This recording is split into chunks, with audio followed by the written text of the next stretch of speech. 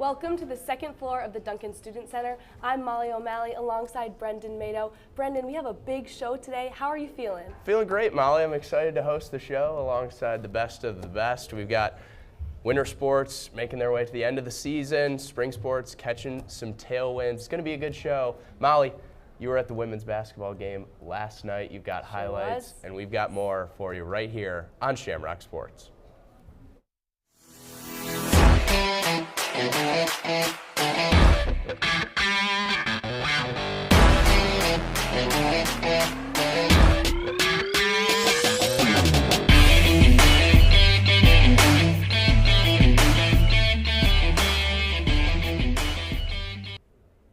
Well, to kick things off today, we have to talk about the crucial win for Notre Dame women's basketball last night. Let's take a look at how the game pulled out.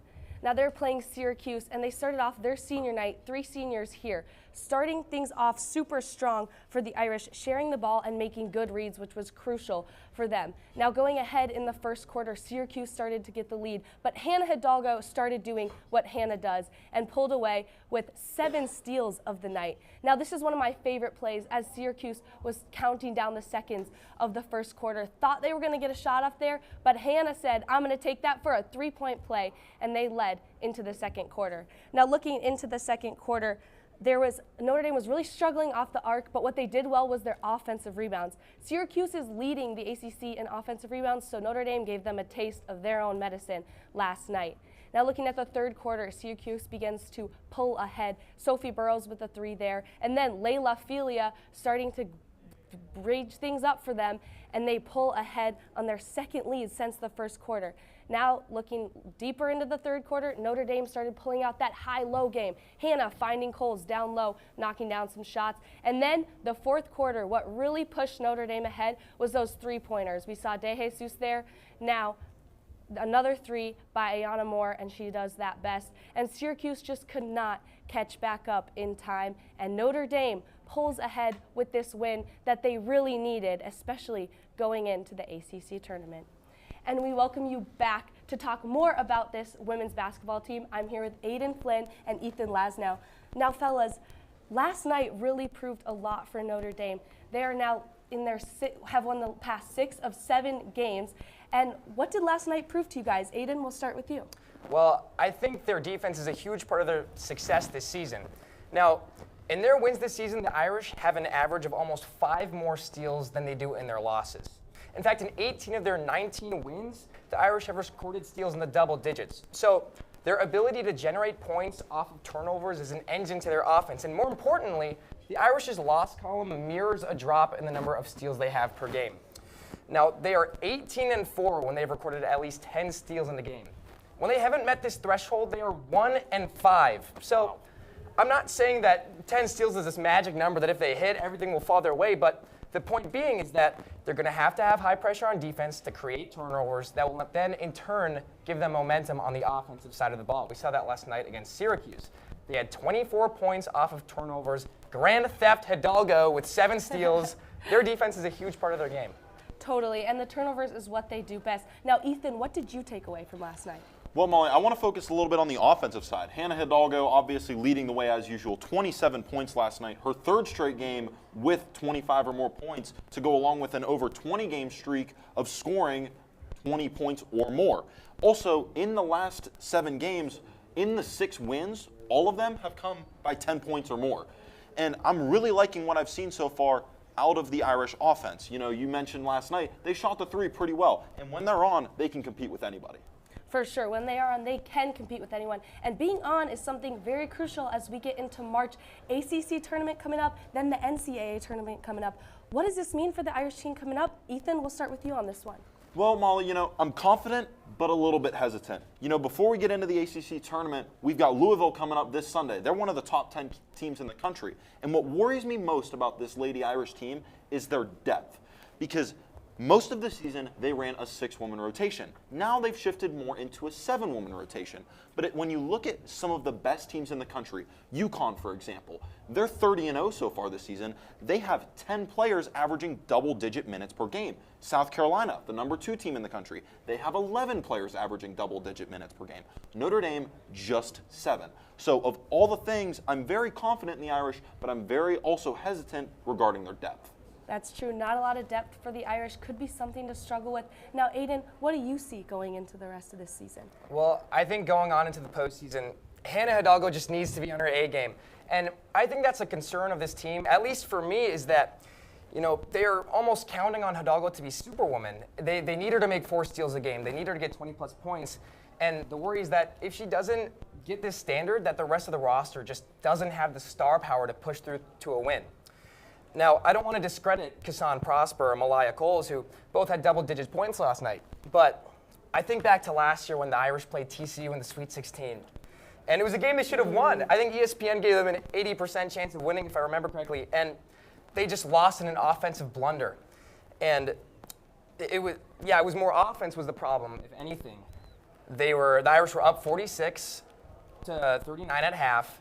And then Hannah Hidalgo was held to 5 points the rest of the game. That hurts. So I know that this year's team isn't last year's team, but I think most people would make the claim that last year was better than this year's team. So if they couldn't do it last year when Hannah had a bad game, who's to say they can do it this year? So as I said earlier, they're going to have to get some steals on defense. Hannah makes up for about 40% of those steals on the season.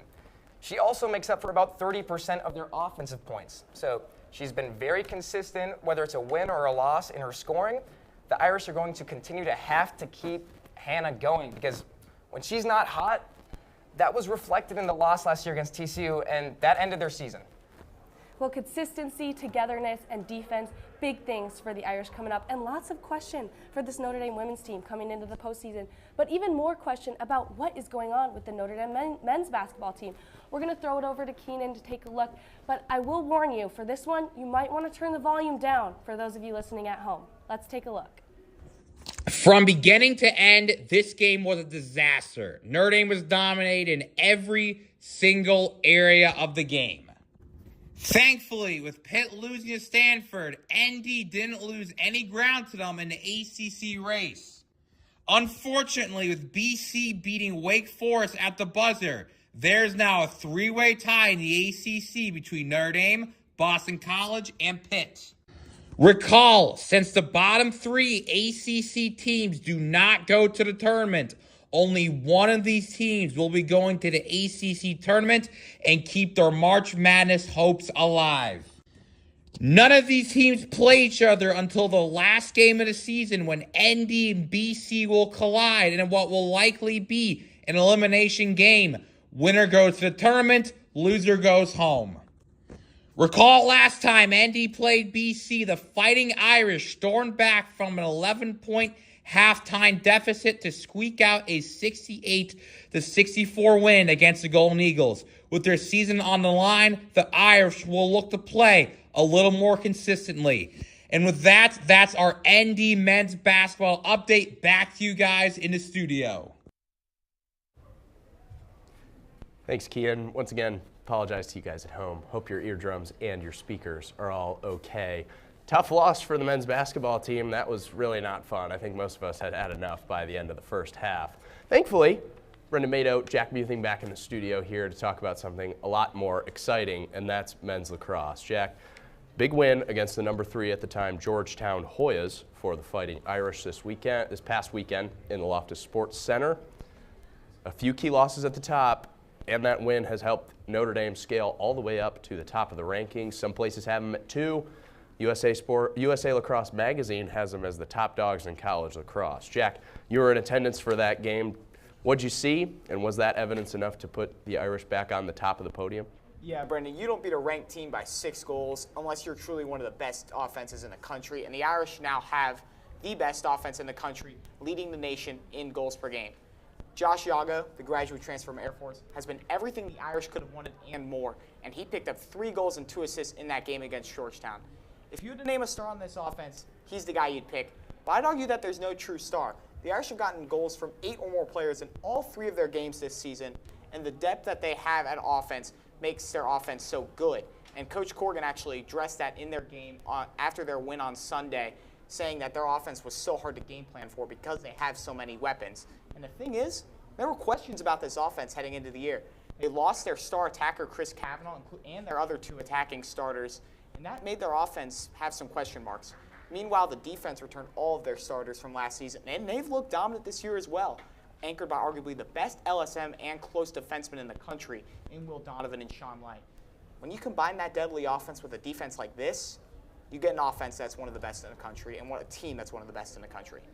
That win marks the Fighting Irish men's team 26 in a row inside of Loftus Sports Center. And Jackie mentioned that quality offense. That is their 3rd game of 3 this season where the Irish outscore opponents and win the game by more than 6. I have a hunch that that's not going to stay that way, though. Notre Dame, Jack and I highlighted this tough schedule they have set up for themselves in these high chairs just a few weeks ago on the show. One of those, most of them coming from the ACC, but one of those coming from the Big Ten, and that's this weekend. Notre Dame will be in College Park, Maryland, to take on the number 9 ranked Terrapins at 12 o'clock noon.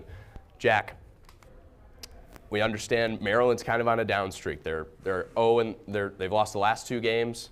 They've lost the last 2 national championships, one of them being to Notre Dame just 2 years ago.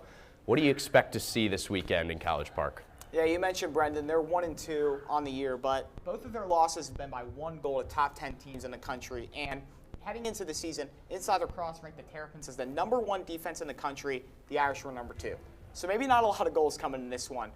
Again, the Irish have a very strong defense led by Sean Light, Will Donovan, and the Terrapins have a very strong defense as well. They finished 2nd in the nation in goals allowed per game last season, and they returned their anchor from that defense in Will Schaller. They also get excellent production from their specialists. Short stick defensive midi Eric Kolar and LSM AJ Larkin are top 5 at their respective positions, according to Inside Lacrosse. They also have one of the best forwards in the nation in Henry Dodge, who had a 70% face-off winning percentage last season.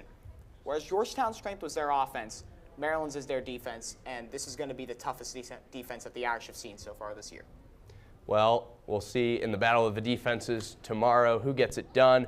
Notre Dame with a win could solidify their role as the top dogs in college lacrosse and solidify some very certain momentum that they already have in this season. That's all from Jack and I on men's lacrosse. We're going to kick it now to NDTV's very own David Owens, who's got an update on Irish baseball for you all. Thank you, Brendan. David Owens here, talking about Notre Dame baseball. And hey, we got a new name. Diamond Discussions is now your go-to source for all Fighting Irish baseball news. There's a lot of news to be shared. Quick recap from last time, we looked at the 2024 roster. Going into 2025, a total of 7 changes within the starting batting rotation. And you know what? It's looking promising so far. In the preseason, Notre Dame currently has a 3-3 record in the Sunshine State, splitting a 2-1 series against FAU, dropping 2 games to UCF, and then the number 2 team in the country, LSU, and then a huge 9-8 victory against Indiana, spanning all the way through 11 innings. Now, I mentioned last time, head coach Sean Stifler works incredibly well around good leadership, and some clear frontrunners have already emerged. Looking on the offensive side of things, Mark Quintrani has been on an absolute heater over the past 6 games. This guy has been the go-to barrel. He's getting not 1, but 2 home runs against the Hoosiers. And even though it's early into the season, batting over 500 at any point in time is just phenomenal to watch. On the Rib side of things, look, Noah Coy's got 5. Even though his slug may not show it, he's been a reliable bat for this team and is slowly climbing his way through the batting order. Finally, Jace Lee has been a fuel for this team on and off the field, someone who Coach Stifler had high praises for. Jace is, I think all year he's going to kind of be that unsung hero of this group. I think Bino gets a lot of attention. Parker gets some attention, obviously Jack, but Jace Lee is really emerging, becoming a good player. We just got to, continue to talk to him. I'm on him all the time about his body language because I think he can be so good and I think he can be so special, and sometimes he beats himself up a little bit too much. And so I just don't want to let him do that to himself, because if it's just him versus the game, he's got a chance to be really, really good. This young offense has a very bright future as they inch closer towards the regular season. On the mound, Notre Dame currently has 2 pitchers with an under 3 ERA.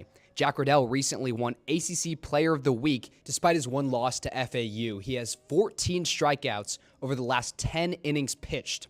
On the other side of things, Ty Uber isn't a guy who collects as many Ks, but he works fluidly with the rest of the guys in the field to complete a pretty sound defensive game. Now looking into next week's schedule, the Fighting Irish finally get into regular season play, starting off with a home opener against Eastern Michigan on Tuesday, and then a 3-game split to face the Duke Blue Devils over the weekend down south in Durham. These 3 ACC games are going to be crucial for Notre Dame to finally get the ball rolling, as they were a highly doubted team over the offseason. The Crew's missing one of their best bats in DH Davis Johnson, but he hopes to make a return soon, and the rest of the roster has been holding their own so far. Now, obviously, a lot of baseball left to be played over the coming months, but the way Notre Dame went down to Florida and attacked the past 6 games, who knows, maybe a postseason appearance or even a deeper run could be in the forecast for the Irish. That's going to do it here for Diamond Discussions. I'm David Owens, and thanks for stopping by, but don't go anywhere, because we got more Shamrock action coming right at you. Well, David, thank you so much for that baseball update. A big, exciting spring coming up here in South Bend. Now, I'm followed alongside with Maggie Powell, our hockey analyst. Now, Maggie, Notre Dame alums have been making their mark in the Olympic Games this year, and you've been following along with the Women's USA and the Men's USA hockey team. How have you seen Notre Dame making their history in the games so far? Well, I think women's head coach John Wroblewski is to credit for this. I mean, not only did he work with the women's team, he also coached Jack Hughes and other men's players during their time with the United States developmental program. But I think it's important to note that while he was a student here, he was also a captain. I mean, he showed leadership and coaching potential from the beginning. And I mean, assistant head coach Josh Skiba, also from Notre Dame. But I think that, you know, their coaching potential and their coaching ability really just made that gold possible. This is their 3rd Olympic gold for the U.S. women's team, but this is his first Olympic appearance, but he's already won world championships with them. So this is not a new feat for him. But I think the women's team is just all-around an impressive team. I mean, they've already placed at all 8 at every Olympic appearance. So, I mean, that's just incredible. For sure, and both teams bringing home the gold. What an outstanding performance, and love to see the Notre Dame alums involved in that as well. Now we're going to focus in on the Notre Dame hockey team. A big weekend coming up for the Notre Dame men's hockey team. They're facing top-ranked Penn State. Now it's senior night and fan appreciation night. What do you expect to see in the game, and what should fans expect to see coming up? I think fans can expect a competitive game. I mean, Penn State is ranked 5th in the NCAA, 3rd in the Big Ten. The Big Ten is a competitive field. I think Notre Dame has potential at home. They're a much better team at home. They've already played competitively against other top-ranked teams, Michigan and Wisconsin. I mean, they did lose to #1 MSU last weekend, but they just held them within 1 goal for almost the entirety of the game. That's right. And that's saying something. For sure. But I think this weekend they really need to focus on their special teams and using their power plays to their advantage. They need to score as much as they can when they have an extra man on the ice. And I think looking back to Penn State games in January at Pagula Ice Arena, they were able to score on one of their power plays, but they weren't able to convert on their other ones, and I think that led to their losses. So if we can score on our power plays this weekend, I think we have a competitive chance. Gavin McKenna is a Penn State freshman. He's very, very good. He's projected to be the first overall draft pick in the 2026 NHL draft, and I think that speaks for himself. But Notre Dame does have the chance to be competitive and maybe come home with an Irish win tonight. So very exciting. Very exciting, Maggie, and it's going to be a tough competition for sure. Power plays and much, much more for the Irish to focus on. Now, talking again about the Olympic Games, Notre Dame's hockey wasn't the only one making mark. We're looking to look at Jadin O'Brien, the bobsled Notre Dame alum, taking it in the Olympic Games. Payton Dymek has more to come. Thanks, Molly. Hi, I'm Payton Dymek, and just before she started competing in the 2026 Milan Cortina Winter Olympics, I had the pleasure of sitting down with Notre Dame alum Jadin O'Brien. O'Brien made her Olympic debut in the 2-woman bobsled alongside Alana Myers-Taylor in this past week. O'Brien is one of the most decorated track and field athletes in the history of the University of Notre Dame.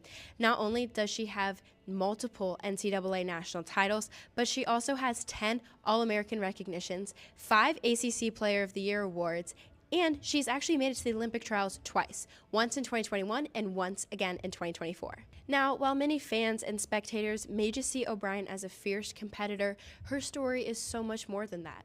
It's actually about performing despite the odds that you are given. At just 5 years old, O'Brien was diagnosed with PANDAS, causing her to have severe onset OCD, which really impaired her behavioral, motor, and emotional functions as a kid.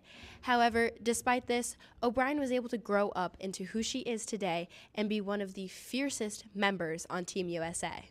Overcoming early challenges fueled O'Brien, and that's really what lit the fire underneath her to want to reach her highest level of athletics possible. There was one video that changed everything for O'Brien, and that was actually a video of her working out. Alana Myers-Taylor, who at the time and still is one of the most decorated bobsled athletes for Team USA, saw the video and commented saying that she should try bobsled.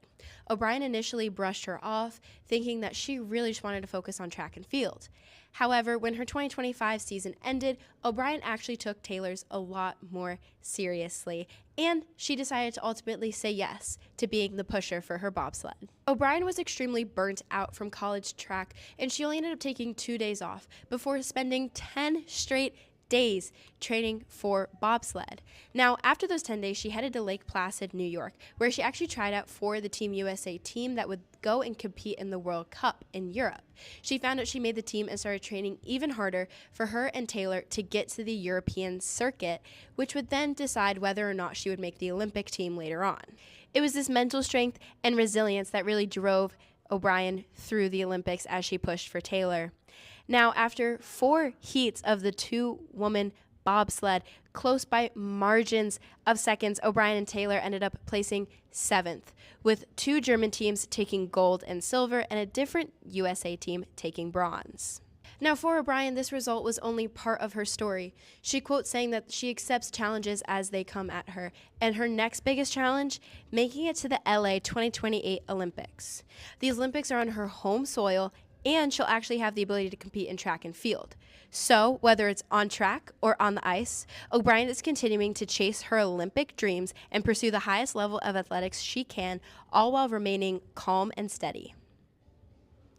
If you want to learn more about Jadin O'Brien's story, make sure you check out the March edition of The Scholastic magazine, where you can find my story on Jadin O'Brien. Thank you so much, and now back to you at the desk, Brendan. Great story and great coverage from our very own Payton Dymek. Always cool to see Notre Dame alums forge opportunities and compete at the highest level, especially wearing the red, white, and blue. Back on the desk here at the NDTV studio, Brendan Mato, back alongside Ethan Laslo and Jack Muething. Guys, we got to talk some women's lacrosse. They scaled the rankings seemingly just to fall back behind, taking a tough loss this weekend, this past Sunday, 9-7 against the Virginia Cavaliers in Loftus Sports Center. Ethan, we'll start with you. What did you see? What did your analysis of this game make? What does the Irish take away from this one? You know, Brendan, the Irish had a great start to the season. You know, going on the road, taking down some of the best teams in the country, Harvard and Boston College back-to-back. So I thought it was a little bit uncharacteristic of the Irish, especially with some of the inconsistencies. You know, I guess one consistent aspect was a slow start, which is obviously concerning. They had a slow start against Harvard, obviously came back to win that game. But against Virginia, they were outscored 3-1 in the first quarter and just weren't able to overcome that deficit the rest of the game. So it just kind of concerns me a little bit that the Irish are getting a little too used to their slow starts. I think that going forward, you know, they've got some ranked games coming up. They're still in the middle of a bit of a gauntlet. They really need to focus on getting a better start. Jack, you were on the call for WVFI. Really, what'd you see? What went wrong for the Irish? Well, I think the main stat to look out for is that the Irish only took 15 shots in that game, and they turned the ball over 15 times. When you have the same totals in both of those stats, you're simply not going to win games, and the offense was not aggressive enough in that game. However, the defense played fine, I think. They only gave up 9 goals, and this season, they're third in the nation, or third in the ACC in goals allowed per game, and 13th in the nation.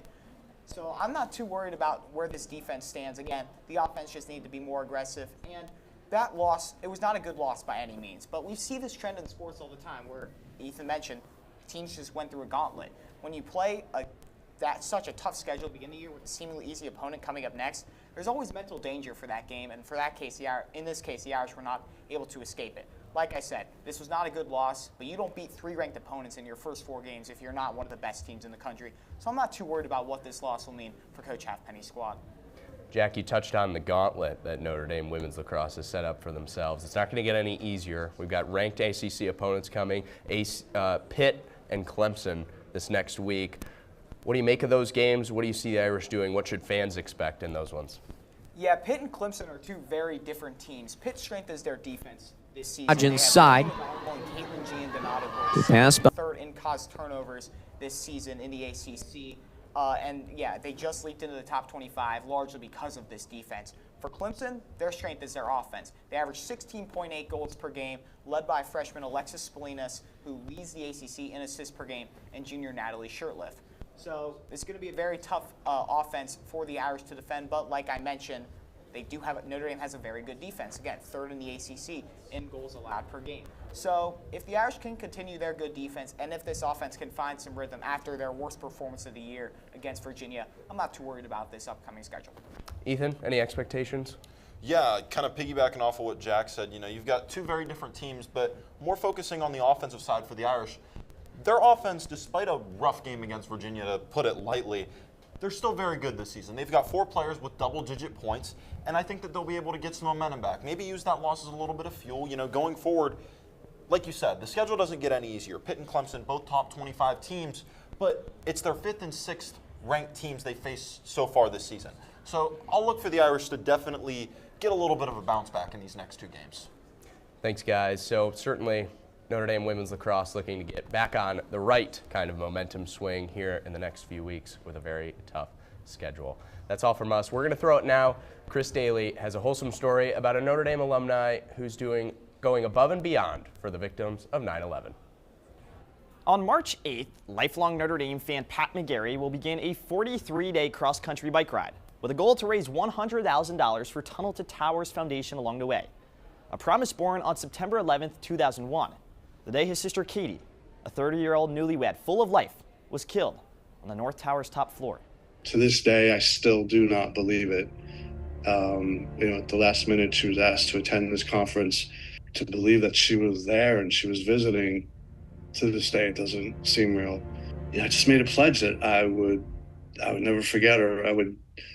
She wouldn't be forgotten.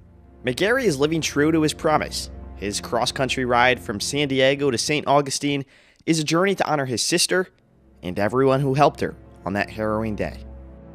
One of the things about 9/11 was that when I was watching this on TV, I was so frustrated, I was horrified. I literally wanted to walk through the screen and I wanted to try to help her. But what I didn't realize that there were people like Steven Siller, police, and people that were giving up their lives to try to rescue her. And so this trip is kind of like a thank you letter on behalf of my sister to first responders and military.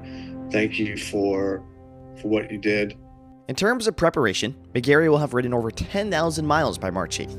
He's also adhered to a strict diet and worked closely with a personal trainer.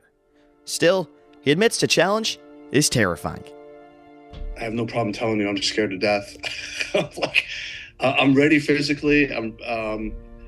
But you don't know what you don't know. I've never done it. But even with all of these unknowns, there is no doubt that McGarry's North Star will push him through.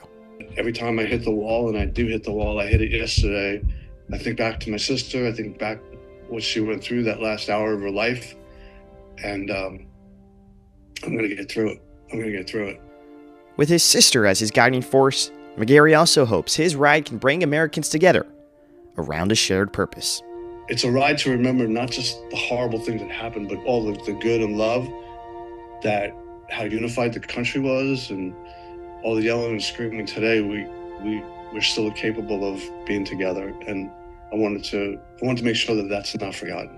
Pat's message about bringing Americans together amid the divisiveness of today's world is one that resonated with me, and I am beyond grateful to have had the opportunity to share his story with you. You can support Pat's mission to raise $100,000 for Tunnel to Towers Foundation by visiting aRide2Remember2026.com. From NDTV, I'm Chris Dailey, saying God bless America and go Irish.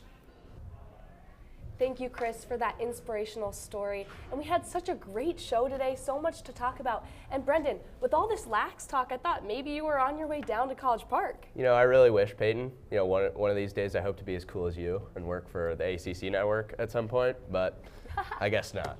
The ACC network has been fun to work with, but maybe you could be playing for the ACC. Yeah, that's This definitely not going to happen. I've heard you've had quite the career in lacrosse. It ended in 6th grade. Don't worry about it. shaking off the dust maybe. But no, it has been such a great show all around. Thank you to Payton, Chris, Aidan, Jack, Ethan, Cian, and all the crew. Really great show today. Yeah, it was a lot of fun. Folks, we're going to take a break for the next couple of weeks. Won't see you next week on Friday as we've got final midterms and spring break coming up. But you can catch us here, same place, same time, in 3 weeks' time for another great edition of Shamrock Sports. Enjoy your weekend, everybody, from all of us here at NDTV. Thank you, and go Irish.